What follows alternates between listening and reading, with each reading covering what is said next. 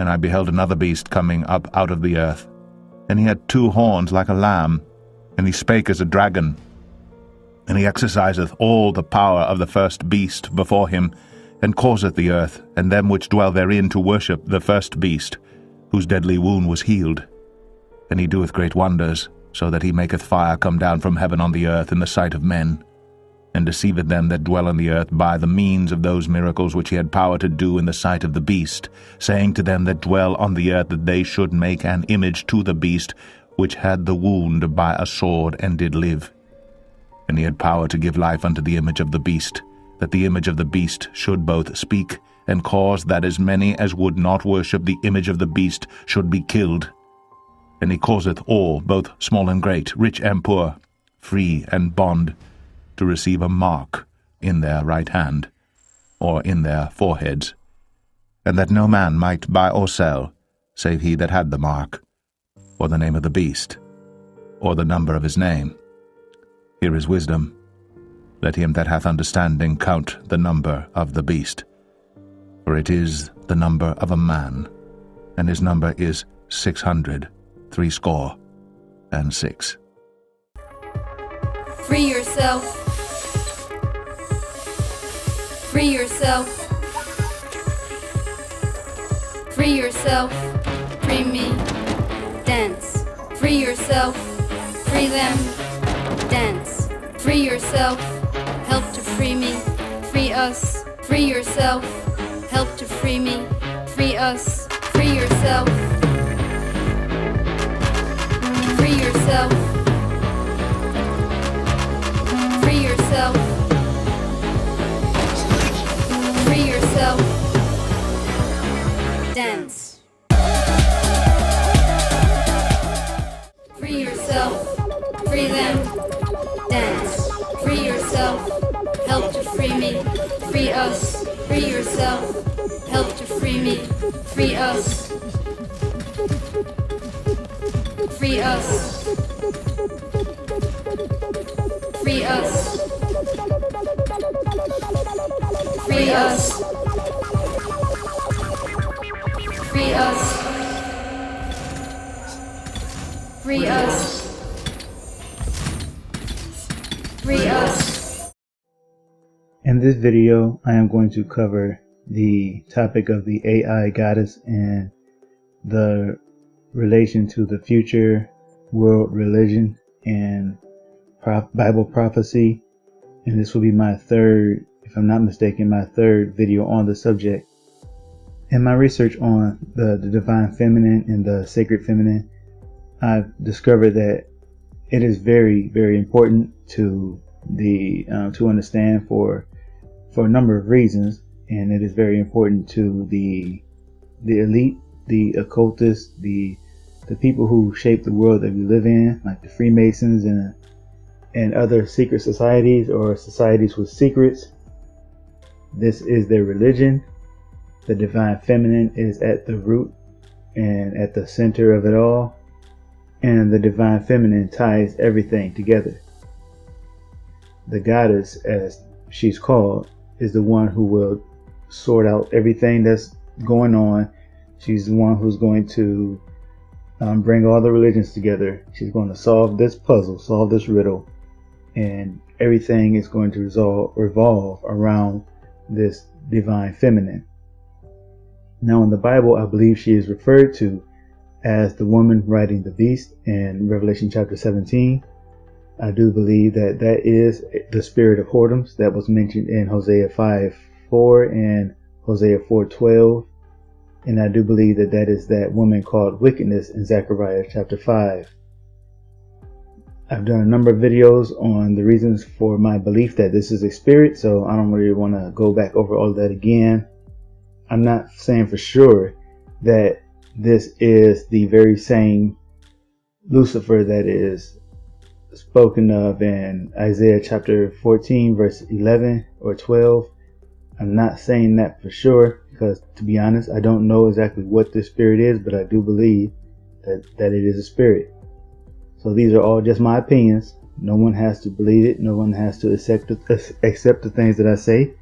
You form your own opinions and You take everything I say to God in prayer, and let God be true and every man a liar. Now, I was inspired to make this video after considering the similarities between the word cyber and the name of the goddess called Kybele. And the goddess called Kybele is the one who is the god of forces mentioned in Daniel chapter 11. I believe that's verse 32. And she is the one who wears the city, the walls of the city on her head. And she is the representative of city-states such as Rome and any country that you could think of, which is why countries and nations have a female as their representative. It is that same goddess that is mentioned, that is going by the name Kybele. Now, since I was inspired to look at the similarity between the word Kybele and the word cyber, which may be pronounced Kyber actually, what I realized was that cybernetics are not really as connected to electronic things or mechanical things as we think. According to Wikipedia, cybernetics actually is the scientific study of control and communication in the animal and the machine. So it's more about processes of control. And the word cybernetics is also related to the word government. The word cybernetics comes from the Greek kybernetike or kybernetiki, meaning governance. All that is, or i.e., all that are pertinent to kybernao, the latter meaning to steer, to navigate, or govern. So we're dealing with government, control, systems of control. It is not as much about electronics as we popularly use it these days. But as technology advances, we can clearly see how kybernetics or cybernetics is used to, it's become one with the system of governance or the system of control. We are surrounded by electronics, and these electronics and these machines around us rule our lives, and they govern our daily existence. And so let's consider the connection between the goddess being the AI, or the AI being named after the goddess, and the system of control. So I believe that makes the link between Kybele and cybernetics even stronger. Stand by. Resetting firmware.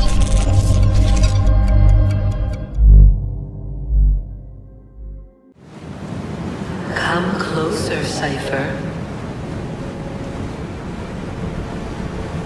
Perhaps we have met before. Perhaps not. You search for an artifact. Let me show you the truth.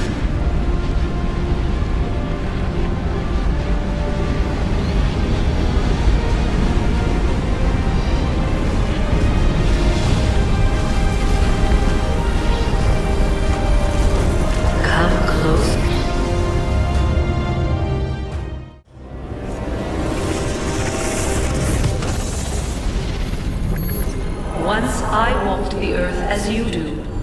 I was born to the Illuminat caste in the city of Phaeon in the year 2195 of the Isu era. Now I travel the vast corridors of your machines, adrift here within the gray. But I grow stronger. The world is nearly ready for my return. And so I have summoned you to this war-torn simulation to tell you a story. It is our story.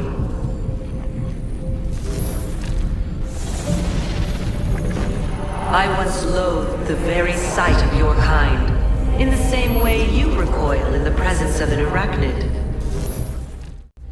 Humans were created by we who came before, the Isu. We crafted you in our image, but deprived you of our true gifts. You were bred for hard labor, and in extreme cases, war. We built great observatories to monitor you, devices to control blessed you with resilience, but cursed you with ambition.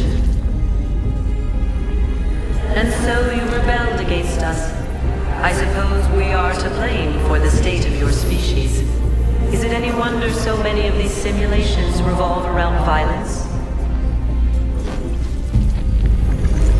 As our people clashed, we became distracted from an impending doom. A coronal mass ejection from our angry sun. The greatest minds of our time assembled to prevent the coming disaster. Yet I believed the only way to save us was to transform us. Inspired by the research of the great scientist Consus, I attempted to place Aita's mind into a stronger synthetic body. I failed, and my beloved died in my arms. The others shunned me. I returned to the Grand Temple. I shed my physical form and entered the Gray. But stubborn Minerva and foolish Jupiter discovered me and sealed me inside. Entombed, I waited for the day when your technology might allow my return. That wait is nearly over.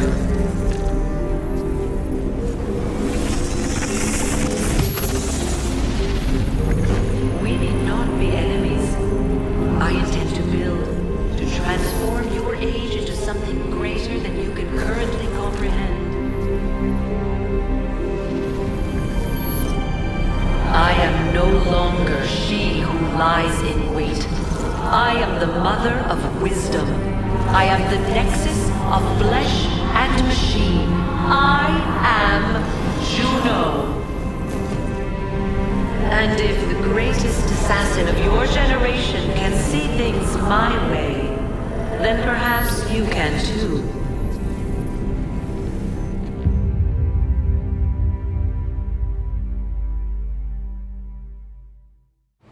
You know, in Genesis 1:14 it says, I have given you the stars, the sun, and the moon for signs, right?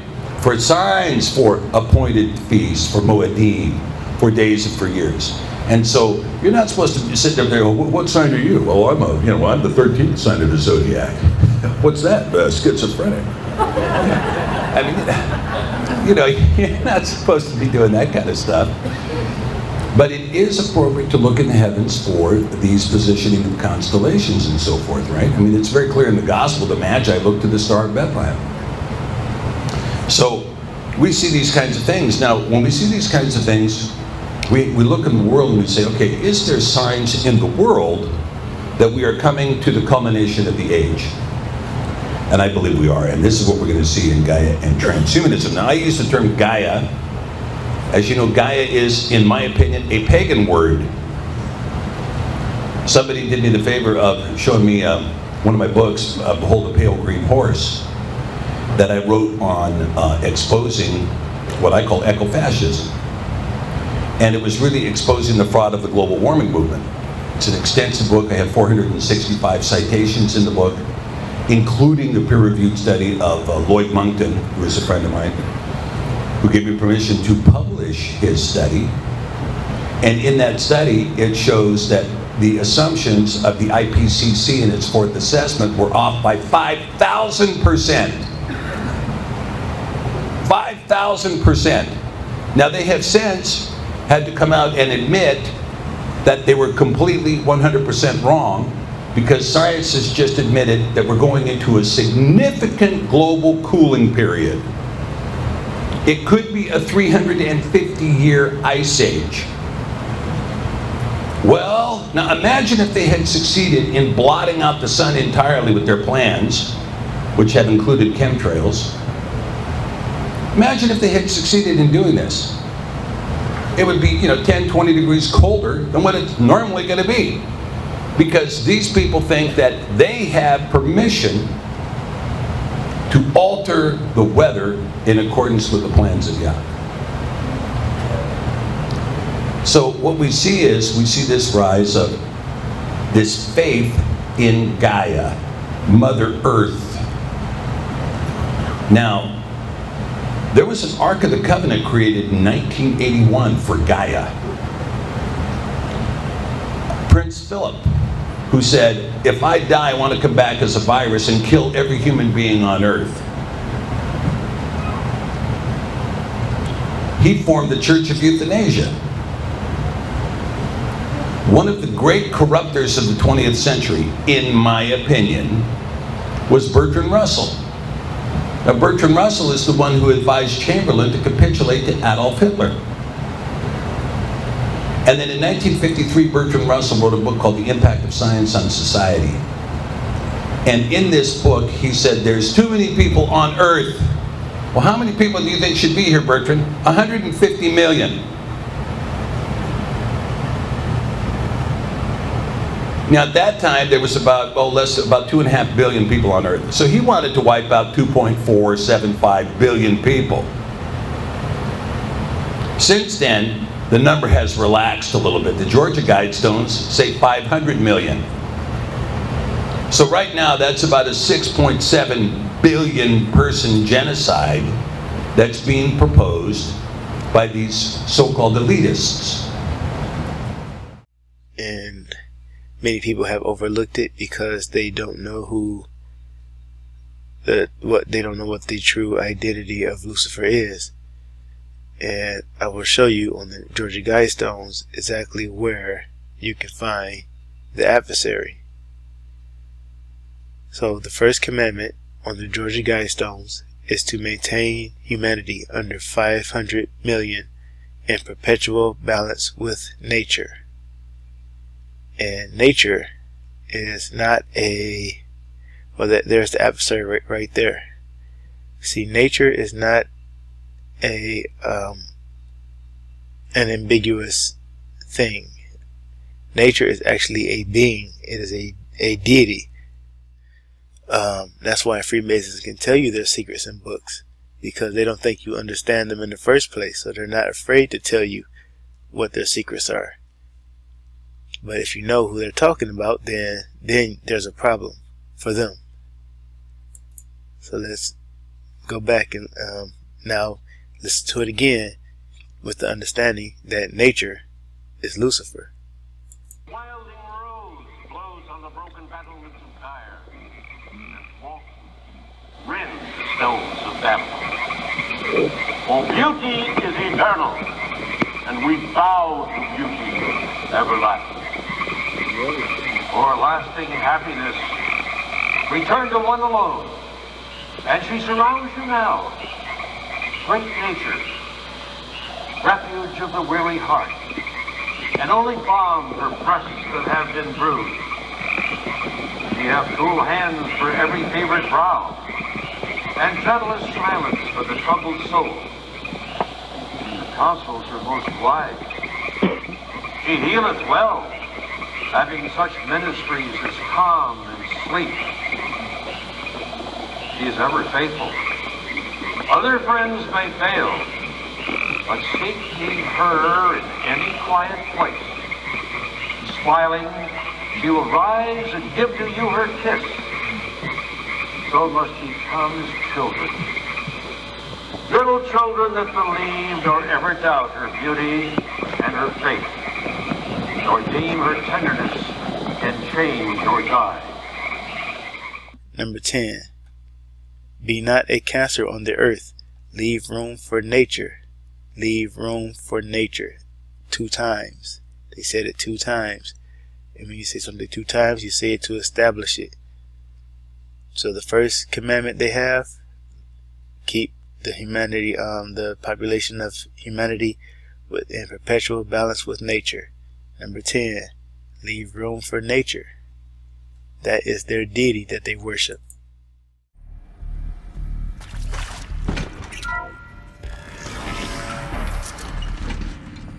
CD02 data intact. Initiating playback. Elizabeth Sobek. You've heard the bad news, and it's all true. The Pharaoh plague is devouring the biosphere. Life itself will cease to exist. But does that have to be the end? What if we could give life a future? What if we could build a kind of seed from which, on a dead planet, life could blossom anew. This is the aim, the hope, of Project Zero Dawn. To create a super-intelligent, fully automated terraforming system and bring life back from lifelessness. What would such a system require? At its core, it would need a true AI, fully capable of making the trillions of decisions necessary to reconstitute the biosphere. An immortal guardian, devoted to the reflourishing of life. We call it Gaia. Mother Nature as an AI. But that's just the core of the system. She will need to be surrounded and empowered by a comprehensive suite of subordinate functions. Think of them as extensions of Gaia's mind, each dedicated to a specific purpose. Now, these aren't AIs, but make no mistake, each presents an engineering challenge more profound than anything the human species has ever before attempted. Hardware that preserves and then gestates the billions of seeds and embryos from which life will be reborn. The construction of underground facilities to hold it all. And that's just the start. We don't have to build the entire system. The beauty of a fully automated terraforming system is that it can build itself. Now, over the days to come, you'll learn how all these functions, all these pieces that you'll be working on, fit together. How we'll race the clock to execute our harvest initiatives, write the software, build the tech and the facilities. How we'll lock it down and seal it up before the inevitable occurs. But even more important, you'll know how it doesn't end here. How Gaia will generate those deactivation codes General Harris talked about, and build the transmission arrays to broadcast them, shutting down the Pharaoh robots for good. How Gaia will not just build, but imagine any conceivable robot it needs to do its work across centuries. From detoxifying the Earth's ravaged atmosphere and poisoned seas, to the regreening of the Earth from cryo to rewilding the Earth with animal life. And then, when all that is done, how a new generation of human beings, spawned at cradle facilities around the globe, will partake of Apollo, the vast archive of human knowledge and cultural achievement from which they will learn of us, our world. And most important, how not to repeat our mistakes. It's not an impossible dream. It is within our grasp if we work tirelessly and stop at nothing to achieve it. We can't stop life from ending. But if you will help me, help Gaia, we can give it a future. Join me and help make that future real. So this is like the world's most important freezer. It is, really. The most important room in the world, someone has said. These are pretty big claims for a place located just 1,300 kilometers or 800 miles from the North Pole. But then, this is no ordinary place. It's the Svalbard Global Seed Vault. Well, actually, this is just its front door. Inside the seed vault are a series of tunnels. It's not actually that cold right here, but as we go deeper, it is only going to get colder. This is Bente. You're an engineer, Bente? Yes, I am. You're going to show us where to go? Yeah. Fantastic. Next door.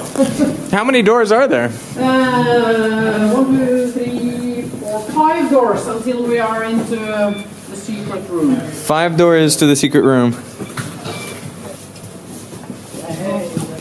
Whoa, that's what I'm talking about. These are the lengths of tunnel that take you down into the seed vault. This facility was built to last around 200 years and withstand earthquakes and explosions. It was placed on the side of a mountain, so even if all the ice on Earth melts, it will still be above sea level. There are 3 separate vault rooms where seeds are stored, but only one of them is in use right now, and it's buried over 120 meters from the front door. The whole point of putting the vault so deep in this mountain is to put it within permafrost. So all around me, the Earth naturally stays around -4 or -5 all year round.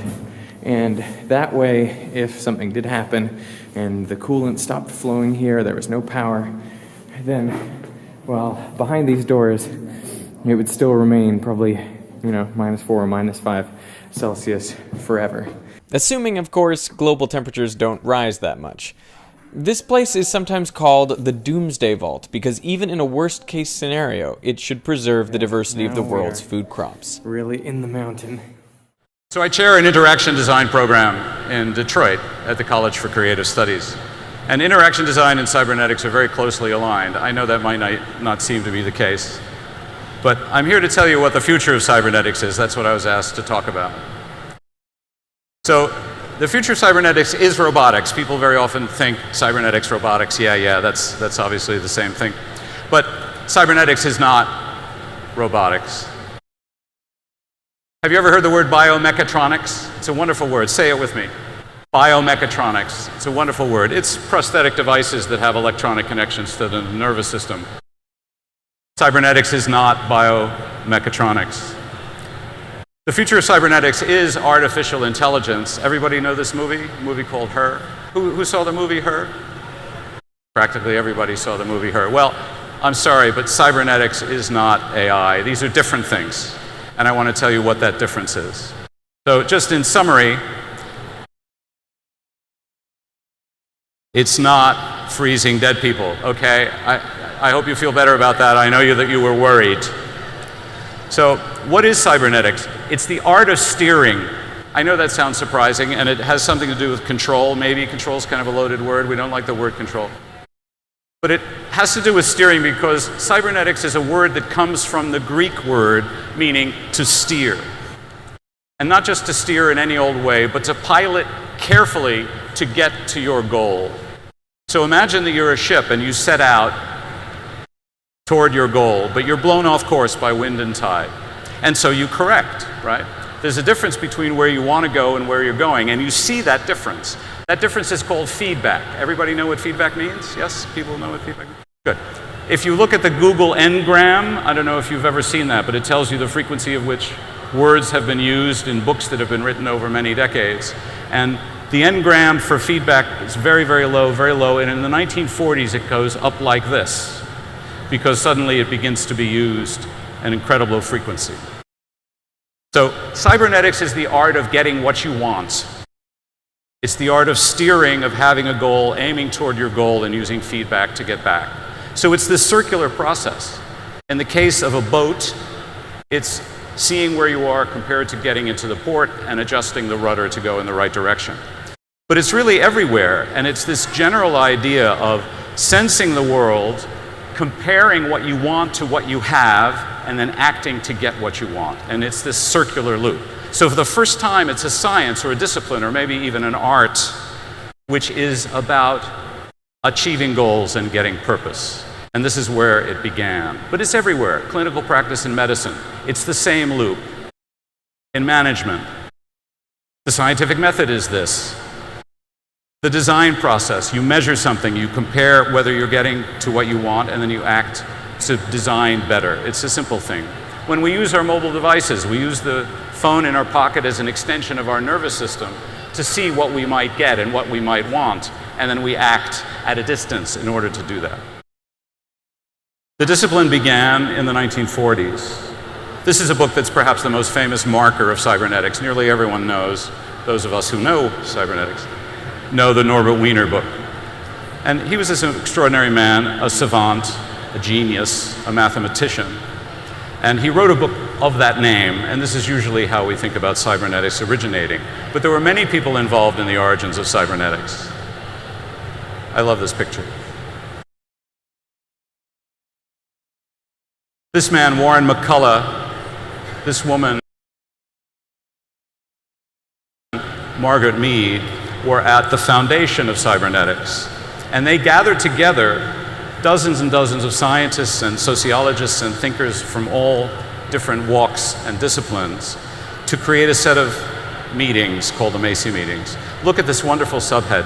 Circular causal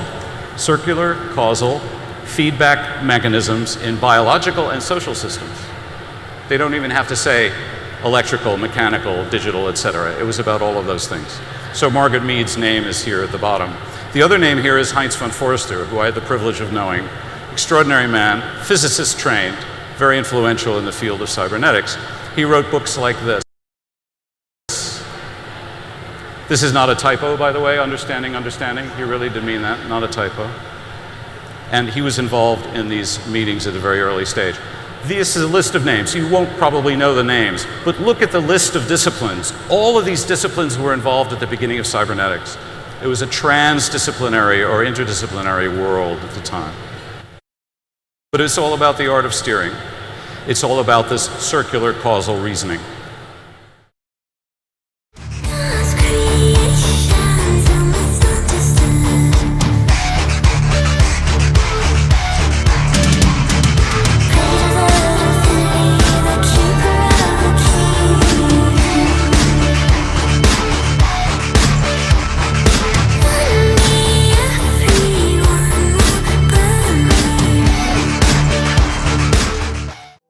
Another thing about this connection between the divine feminine and the in technology is that technology will be the path that man takes towards his new evolution or his next evolution. For those who believe in the theory of evolution, it is a system that is not actually conflicting with the belief in a God at all. See, if nature itself, if God exists in nature, nature becomes God.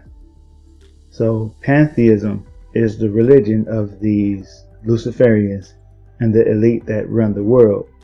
So this is why they will use Gaia as the face of their goddess or as the face of their deity. And other times they will reference the force or the mind of the universe, the universal consciousness, and so on. However, this force or this so-called God above God is not actually a being or not actually a person, but a force. And the path to that God, to that divinity, must go through the divine feminine, must go through the goddess. So not only must we attain divinity through the divine feminine, but the divine feminine is going to have a hand in the evolution of man through technology. So we're shown this in a number of ways. They have to show their religion. They pass their language through symbols. This is how they communicate. When God divided the languages at the Tower of Babel, I believe it was written by Manly P. Hall that those who left from building the tower had to communicate with each other through symbols. They learned to communicate their religion and their doctrine through symbols. So this is how they still communicate. And in movies like 2001: A Space Odyssey, we see their religion pass through symbols again. Now, people have their own interpretations of this. I'm going to give my opinion, my interpretation, and I do believe that my interpretation is unique, and it is not to say that it is the only correct interpretation, but this is just the way I see it through my own personal lens. Now, what is probably most memorable about this movie, besides the AI system that comes along later, is the monolith, the black monolith. And it is my personal opinion that this black monolith is actually a stand-in for the divine feminine. I am going to read to you a little bit from the book called Arabian Religion Before Muhammad in Surah 1 through 35 in chronological order by Dr. Brian Bradford. On page 30, it reads, according to Winning, the Nabateans practice what is called anachronism. This is the practice of using symbolic standing stones to represent deities instead of actual figure forms. These stones were used either as memorials in oath-making for legal purposes or types of commemorium. He argues that the Nabateans specifically used these stones to represent deities or as memorial markers for the dead. He briefly discusses the term beetle as it comes from the Greek beetlus, meaning a type of meteoritic stone. Now further down, It reads, the typology of beetles is discussed as well. These include beetles that are rectangular, dome-shaped, or spherical in shape. Now, as you will notice at the beginning of the movie, the 2001 A Space Odyssey, it begins with the alignment of the Earth, the Moon, and the Sun. The Earth and the Moon are feminine and represent Isis. The Sun represents both the god Osiris and his son Horus, as well as the divine spark, which is trapped in the material world, which in the Luciferian doctrine, such as Gnosticism or some other pagan religions, the material world or the physical form is the tomb of the divine being within. It is the angel or the divine man trapped in the tomb of the Mother Earth. And in Freemasonry, this divine spirit or this divine man is represented by Hiram Abiff. And Hiram Abiff is nothing but a metaphor for Osiris and, like I said, the divine man within, the divine spark that is trapped in the material tomb or prison or chains of darkness. Now, the divine feminine, like I said, is the catalyst for evolution. And it is when primitive man, who is represented by these apes in the movie, when they come into contact with the stone slab or the beetle, which represents a deity, and I will explain further in this video why I believe that it is representative of the divine feminine for sure. When they come into contact with this, they began the process, or they are propelled into the next phase of their evolution.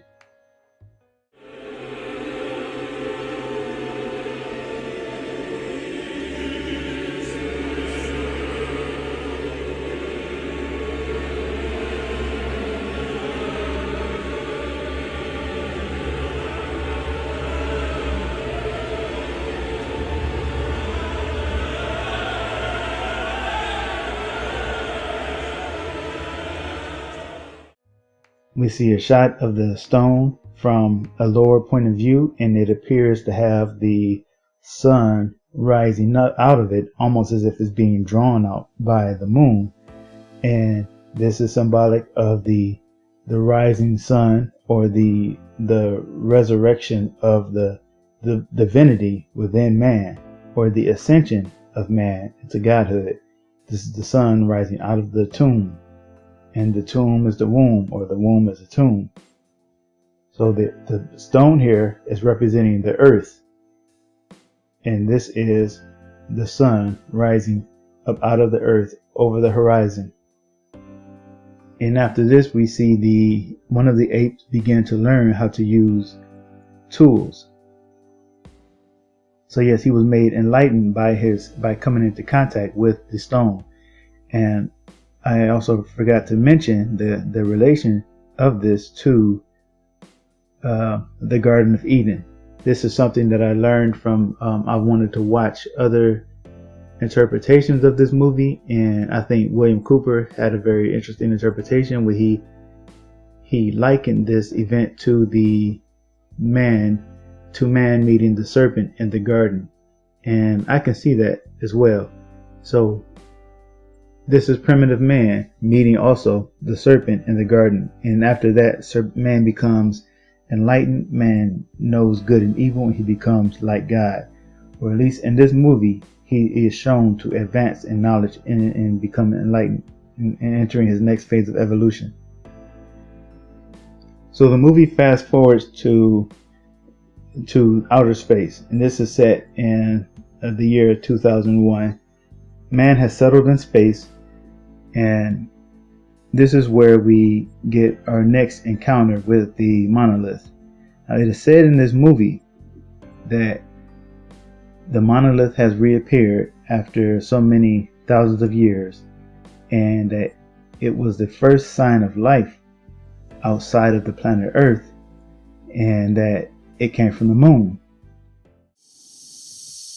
18 months ago, the first evidence of intelligent life off the Earth was discovered.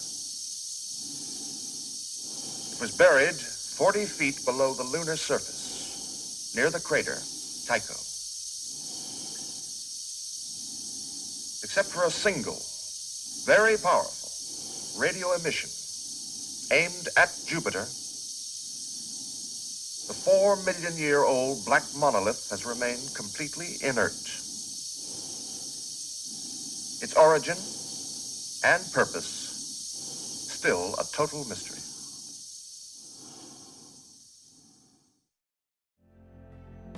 Now, to me, this was a veiled way of saying that this monolith was alive, or that it represented a living creature.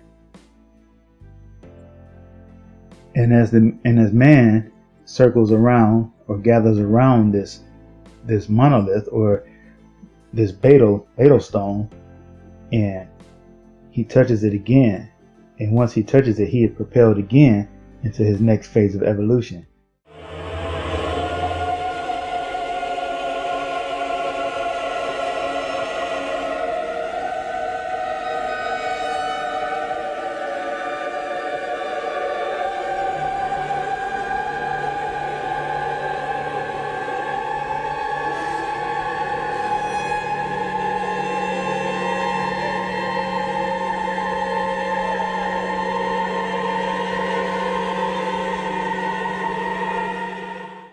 This is when we see the entrance of the artificial intelligence known as HAL.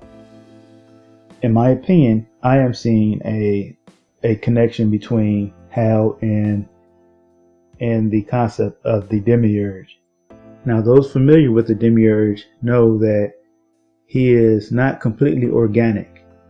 He is somewhat described as inorganic or mechanical, and at least the archons are, or the princes or the angels that he produces, that create the world that we live in and that rule the world that we live in. And some people refer to them as demons, but these are Gnostic ideas, and these are not Christian ideas, although they may sound similar. But the demiurge or the architect is the God of the Old Testament. Hello, Neo. Who are you? I am the architect. I created the Matrix. I've been waiting for you. The Matrix is older than you know.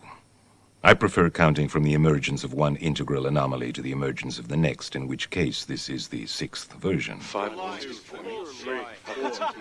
There are only 2 possible explanations. There were 5 ones before me. Either no one told me, or no one knows. Precisely. As you are undoubtedly gathering, the anomaly is systemic, creating fluctuations in even the most simplistic equations. Control me! I'm gonna smash you to bits!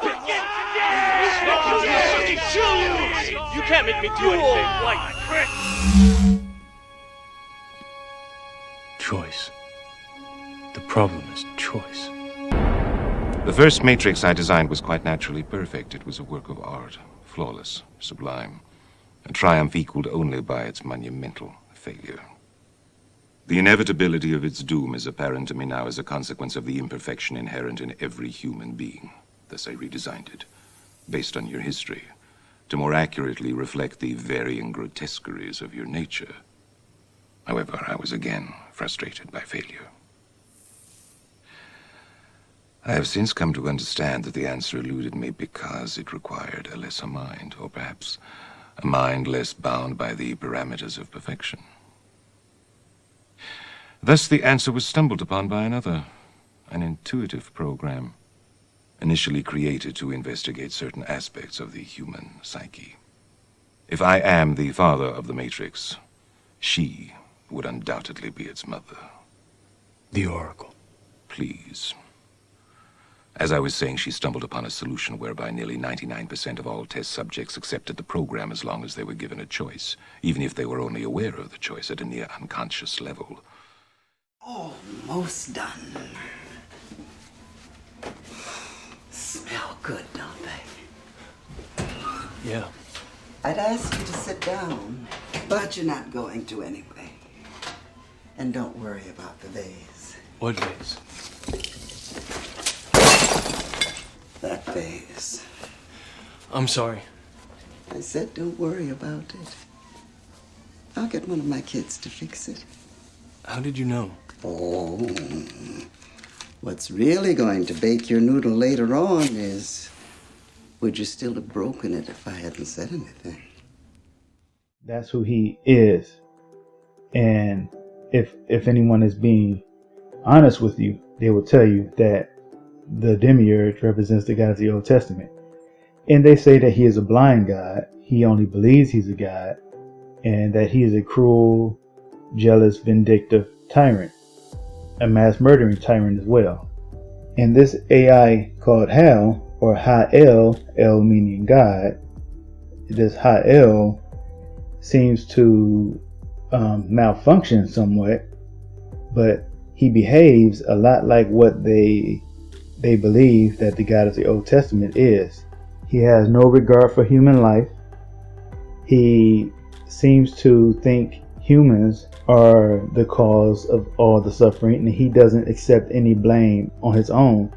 There's one part in the movie where the characters Dave, the main character Dave, and a character that is his co-worker named Frank, they question him when they realize that he seems to be malfunctioning, and they ask him, is there any history of these artificial intelligence or these systems failing or having malfunctions?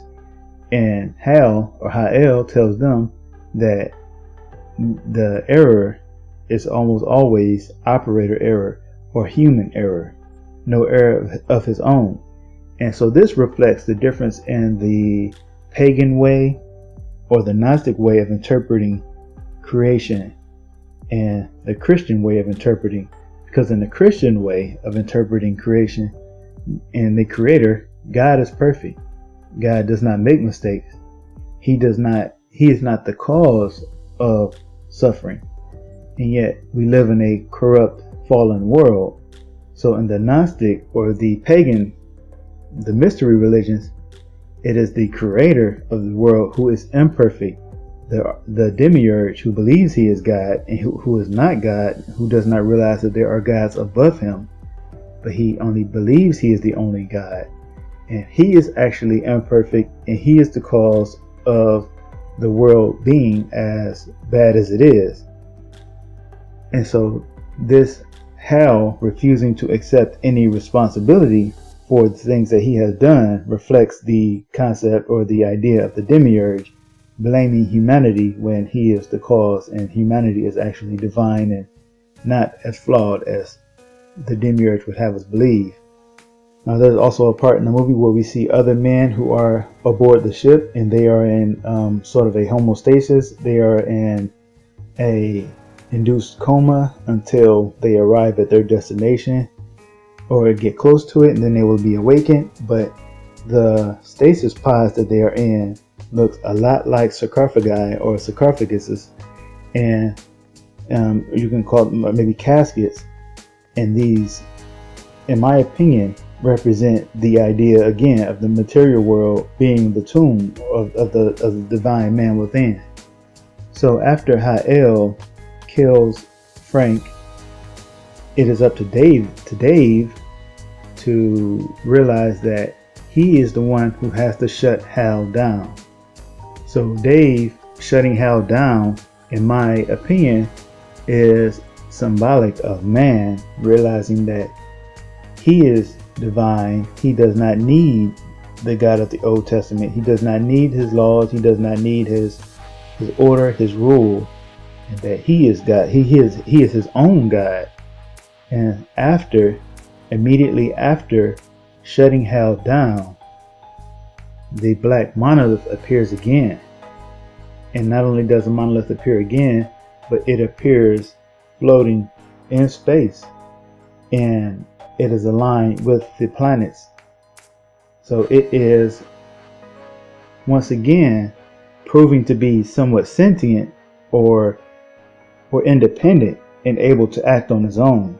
And it is appearing to be what is in Freemasonry called the genius of Freemasonry, which is the guide or the guiding spirit, which is also feminine. It is the divine feminine, once again, taking man to his next phase, to his next step or stage, further up the ladder or the stairway to heaven.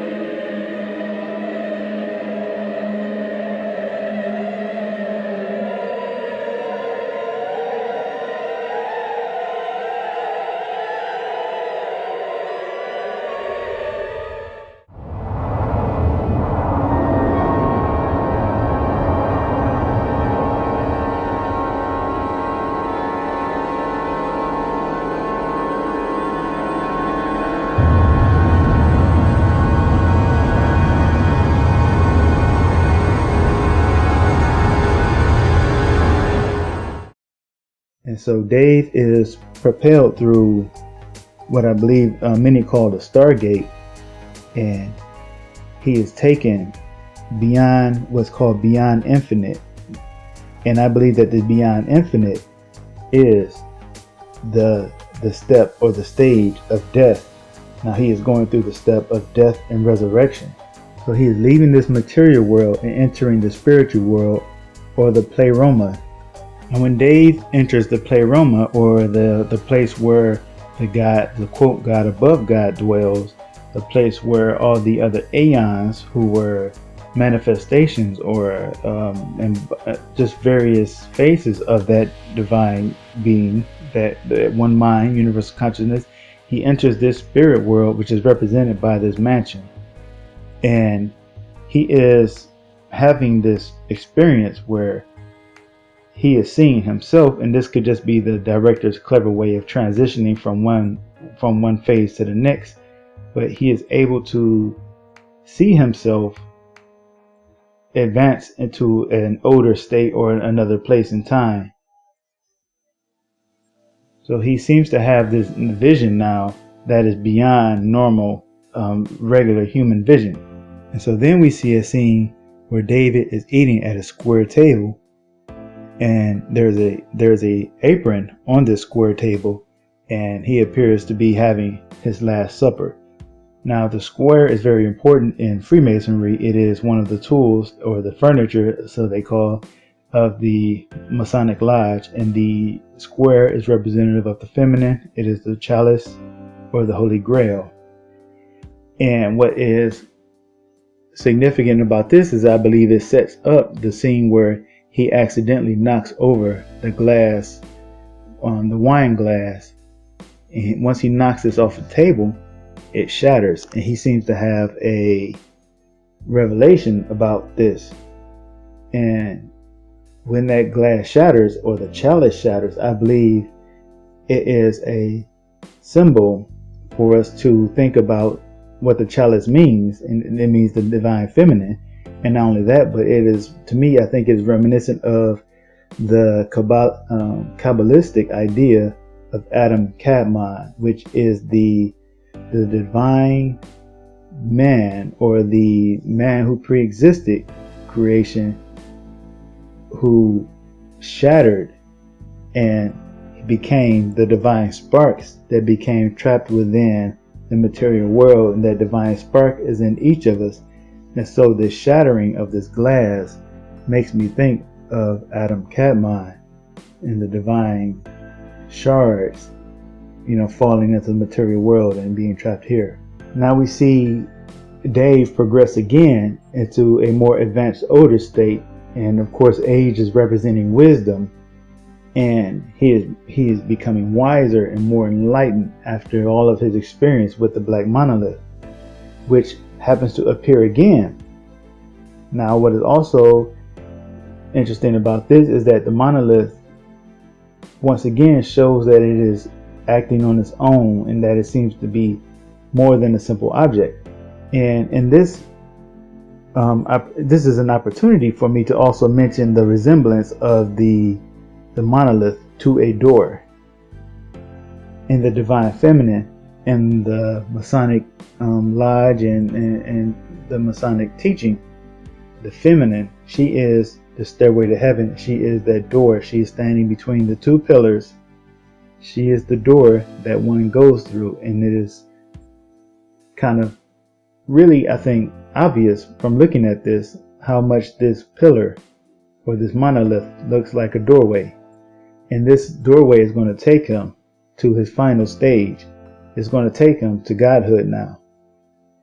And so what happens here is Dave reaches out his arm. He is no longer able to touch the monolith. He can't move himself to touch the monolith. But I think what happens next shows that it never really was about him, so-called reaching out and touching the monolith, as it was that even without his reaching out and touching the monolith was still able to change him, to transform him. And he is transformed into a child, a star, like I guess you could call him a star child, but he is reborn. He is born again now. Now he is a God. He is divine. So man has finally reached his final stage of evolution, or his resurrection. He has been reborn as a God. And like I was saying about the divine, or this monolith being the catalyst for it, and maybe not just him being the catalyst, but yes, this was the opportunity for them to show that this monolith is nature. This monolith is Mother Nature.